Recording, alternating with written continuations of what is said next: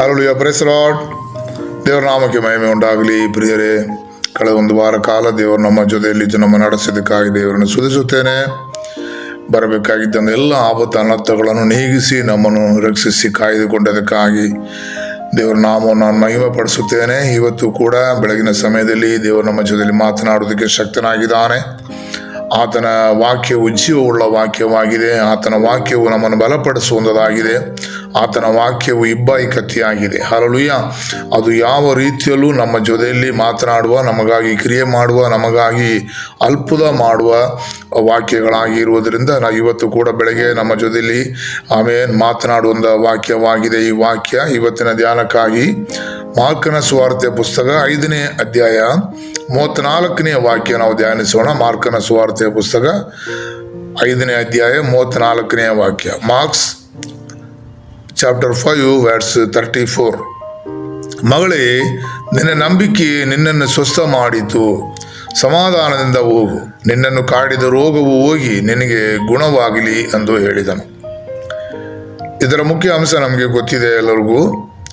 ಪ್ರಿಯರೇ, ಈ ವಾಕ್ಯವನ್ನು ನಾವು ನೋಡುವಾಗ ಒಬ್ಬ ರಕ್ತಕುಸುಮ ರೋಗಿಯು 12 ವರ್ಷದಿಂದ ಅವಳು ಮಾಡಬೇಕಾಗಿರುವ ಎಲ್ಲ ಶಿಕ್ಷೆಗಳನ್ನು ಮಾಡಿದರೂ ಕೂಡ ಗುಣವಾಗದೆ ಅವಳು ಅಧಿಕವಾಗಿ ಭಾರಪಟ್ಟವಳಾಗಿ, ದುಃಖಪಟ್ಟವಳಾಗಿ, ವೇದನೆ ಪಟ್ಟವಳಾಗಿ ಕಾಣಪಡುವಂಥ ಸಮಯದಲ್ಲಿ ಯೇಸುವಿನ ಸಂಗತಿಯನ್ನು ತಿಳಿದು ಯೇಸು ಇದ್ದಂಥ ಸ್ಥಳಕ್ಕೆ ಬಂದು ತನ್ನ ಯೇಸುವಿನ ವಸ್ತ್ರವನ್ನಾದರೂ ಮುಟ್ಟಿದರೆ ನನಗೆ ಸೌಖ್ಯ ಉಂಟಾಗುತ್ತದೆಂಬುದಾಗಿ ಅವಳಲ್ಲಿ ಆ ಎಷ್ಟೋ ಜನರ ಗುಂಪಿನಲ್ಲಿ ಕೂಡ ಅವಳು ಬಂದು ಯೇಸುವಿನ ವಸ್ತ್ರವನ್ನು ಮುಟ್ಟಿ ಸೌಖ್ಯ ಹೊಂದಿದಾಗಿ ಈ ವಾಕ್ಯದಲ್ಲಿ ನಾವು ಈ ಅಧ್ಯಾಯದಲ್ಲಿ ನಾವು ನೋಡುತ್ತೇವೆ. ಹಲ್ಲೆಲೂಯಾ.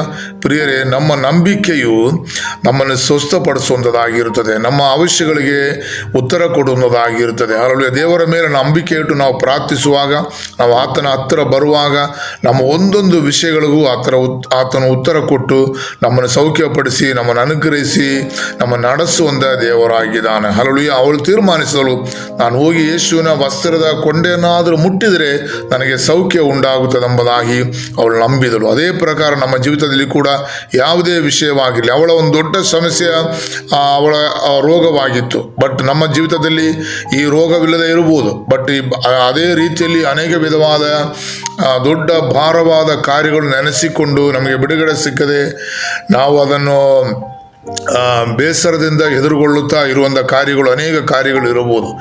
ಇವತ್ತು ನಾವು ತೀರ್ಮಾನಿಸೋಣ, ಯೇಸುವಿನ ಬಳಿಗೆ ಬರೋಣ. ಯೇಸುವಿನ ಬಳಿಗೆ ಬಂದರೆ, ಯೇಸುವನ್ನು ಮೊರೆ ಇಟ್ಟರೆ, ಯೇಸುವಲ್ಲಿ ಪ್ರಾರ್ಥಿಸಿದರೆ ನನಗೆ ಬಿಡುಗಡೆ ಸಿಕ್ಕುತ್ತದೆ, ನನಗೆ ಇಂಥ ಕಾರ್ಯ ನಡೆಯುತ್ತದೆ, ಇಂಥ ಕಾರ್ಯವನ್ನು ದೇವರು ನನಗೆ ನೆರವೇರಿಸಿ ಕೊಡ್ತಾನೆಂಬುದಾಗಿ ನಂಬಿಕೆಯಿಂದ ಆತನ ಬಳಿಗೆ ನಾವು ಬರುವುದಾದರೆ ಖಂಡಿತವಾಗಲೂ ಯೇಸು ನಮ್ಮ ವಿಷಯಗಳಿಗೆ ಮಾರುತ್ತರವು ಕೊಡುವುದಕ್ಕೆ ಅವನು ಶಕ್ತನಾಗಿದ್ದಾನೆ. ಹಲ್ಲೆಲೂಯಾ. ಈ ಬೆಳಗಿನ ಸಮಯದಲ್ಲಿ ಆತನ ಮುಖವನ್ನು ನೋಡಿ ನಾವು ಮೊರೆ ಇಡೋಣ, ಪ್ರಾರ್ಥಿಸೋಣ.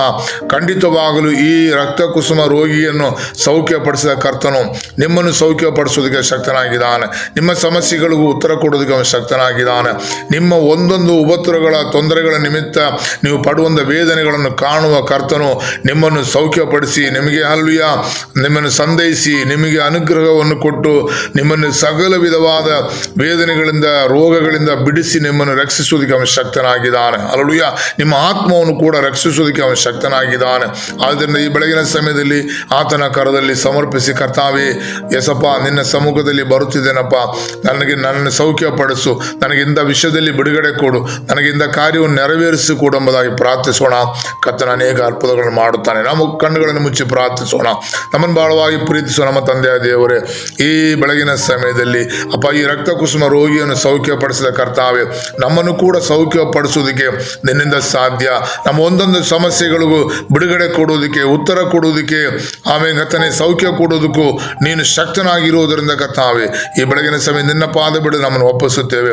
ನಮ್ಮನ್ನು ಗುಣಪಡಿಸು, ನಮ್ಮ ಒಂದೊಂದು ಸಮಸ್ಯೆಗಳಿಗೂ ಉತ್ತರ ಕೊಡು ಅಪ್ಪ, ಅನುಗ್ರಹಿಸು.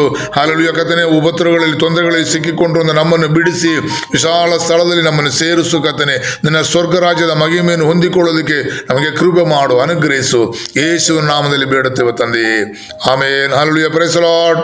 ದೇವರು ನಿಮ್ಮೊಬ್ಬರನ್ನು ಅನುಗ್ರಹಿಸಲಿ. ಸ್ತೋತ್ರಂ ಸ್ತೋತ್ರಂ ಸ್ತೋತ್ರ.